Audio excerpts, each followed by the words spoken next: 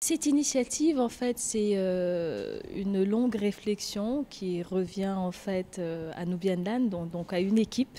Nubian Land, en fait, c'est un cercle de réflexion que nous avons mis sur pied en 2020 pendant la Covid-19.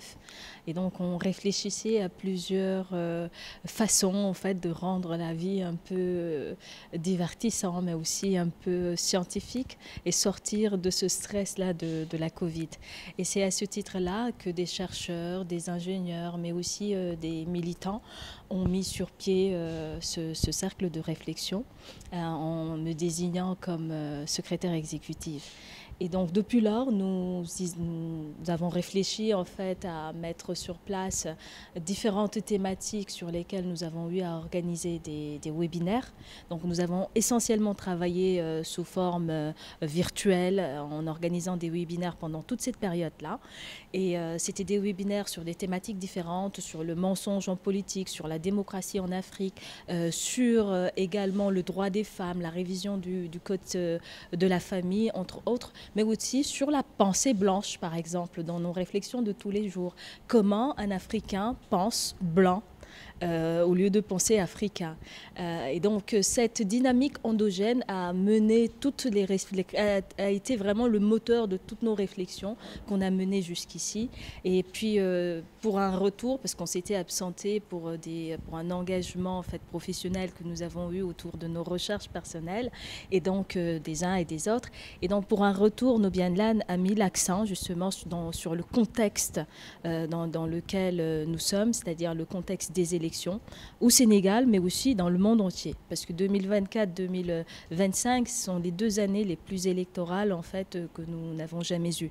Et donc en mettant le Sénégal cette fois-ci au cœur, et surtout à l'esprit, parce que les webinaires continuent avec le Sénégal à l'esprit, avec des thématiques différentes sur la fiabilité du fichier électoral par exemple, mais aussi sur le rapport candidat-électeur, sur les variables de vote aussi. Et dans ces cadres-là, nous invitons des chercheurs essentiellement qui viennent s'entretenir avec nous sur les résultats de leurs recherches.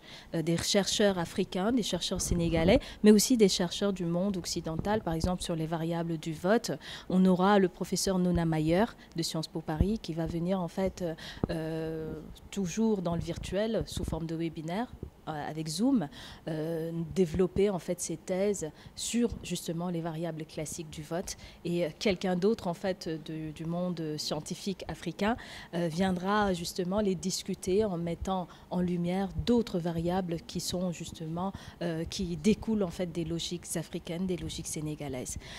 Outre cette phase du Sénégal à l'esprit, sous forme de webinaire, nous avons aussi organisé justement ces débats, programmes en débat, qui rentrent toujours dans une logique toujours de discussion, mais aussi de démocratie inclusive avec les candidats, cette fois-ci. Et donc, parmi les candidats qui ont été justement, qui ont passé l'étape du parrainage, les 21, nous initions justement avec quelques-uns d'entre eux des débats autour justement de thématiques différentes. Et pour cette première, nous avons accueilli justement Mamadou Lamine Diallo, qui a bien voulu justement échanger avec nous sur la thématique de l'éducation et de la citoyenneté. Mais il ne s'est pas arrêté là, parce que les questions justement sont sorties de ce cadre pour toucher à d'autres domaines, tels les mines, les ressources, entre autres, mais aussi l'éducation nationale, la citoyenneté de façon globale. Donc nous le remercions de s'être déplacé et surtout d'avoir accepté d'être passé en premier, de se prêter à ce jeu, qui est, comme je l'ai dit à l'entame de mon propos tout à l'heure, une première dans le débat politique sénégalais, mais surtout dans cette dynamique démocratique dans laquelle Nubian Land est. C'était pas fermé au public, c'était ouvert au public. Maintenant, c'est une salle de 100 places. On ne pouvait pas avoir un peu plus, mais c'est ouvert au public et c'est surtout ouvert à la presse. Parce que nous avons dit aux candidats, il faut que vous échangez avec la jeunesse, il faut que vous échangez avec les citoyennes et les citoyens de ce pays, mais il faut aussi que vous échangez avec la presse et avec les sociétés civiles. C'est le but de toute cette organisation-là. Donc on aurait aimé avoir la présence de la société civile davantage, mais aussi celle de la presse. Nos portes sont grandes, ouvertes justement à cette presse-là nationale et au-delà même africaine et internationale. Pour le moment, non. Pour le moment, non. On a des retours de certains et puis qui sont partants justement, par exemple, toute cette semaine, on a des candidats qui vont venir vendredi. Vendredi, c'est le 19 justement, à partir de 15 heures, parce que d'habitude, on les reçoit à 17 heures. Mais cette fois-ci, exceptionnellement, ce sera 15 heures, parce que le Sénégal joue à 17 heures.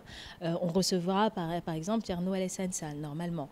Et le vendredi, le samedi, ce sera autour de Déthié Fall, ainsi de suite, ainsi de suite. Donc il y en a qui ont accepté et d'autres, on attend encore leur réponse. Voilà.